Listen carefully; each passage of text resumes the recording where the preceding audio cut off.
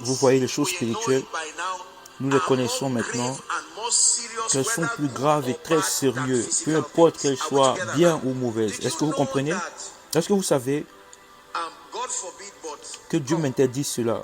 Mais c'est un exemple, s'il vous plaît. Si cette femme-là, je la mets enceinte, j'ai dit c'est un exemple.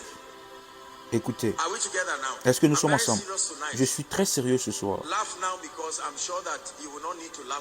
Ris maintenant parce que je suis sûr que tu ne vas plus rire plus tard. Si je rends cette fille enceinte, un moment, écoutez. Ça va paraître très regrettable parce qu'il y a quelque chose qui a été avorté. Est-ce que nous sommes ensemble? Mais si j'ai perdu après cette femme, mais si je l'ai rendue enceinte, je pourrais penser que je suis libre. Parce que je pourrais la fuir. Est-ce que vous comprenez? Si je la gifle et qu'il y a les marques de mes doigts sur elle, et elle m'appelle méchant, et qu'on lui dise que je suis méchant à cause de l'oppression physique, et que si je garde la jalousie et l'amertume, s'il te plaît, et contre elle, c'est facile pour vous de penser que je suis un homme spirituel, même parce que je suis un homme de Dieu qui sait. C'est facile. C'est facile. Écoutez.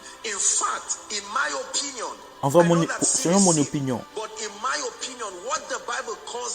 qu'est-ce que la Bible appelle le péché contre l'esprit? Il y a le péché contre la chair, qui a des évidences, des preuves physiques et des conséquences immédiates.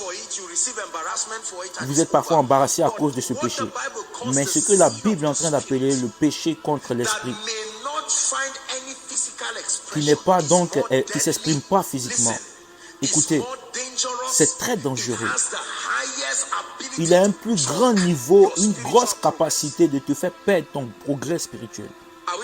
Est-ce que nous sommes ensemble ce soir? Alors, beaucoup de croyants commencent à fonctionner dans le ministère, dans le royaume. À cause de l'onction, la foi, ils essaient de comprendre la rédemption, ils essaient de comprendre les choses de Dieu, plus de choses, le miracle, les visions, les prophéties, les dons de l'esprit, à cause de leur concentration sur le charisme, la dimension charismatique de la vérité ou des principes du royaume.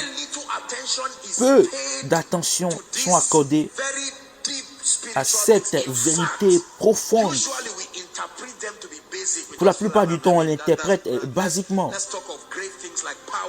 Et nous, on dit, parlons des grandes choses comme les miracles, la puissance. Mais quand vous grandissez en Dieu, vous découvrez que le texte, que le contexte dans lequel vous gérez des relations avec Dieu n'est pas basique, n'est pas physique.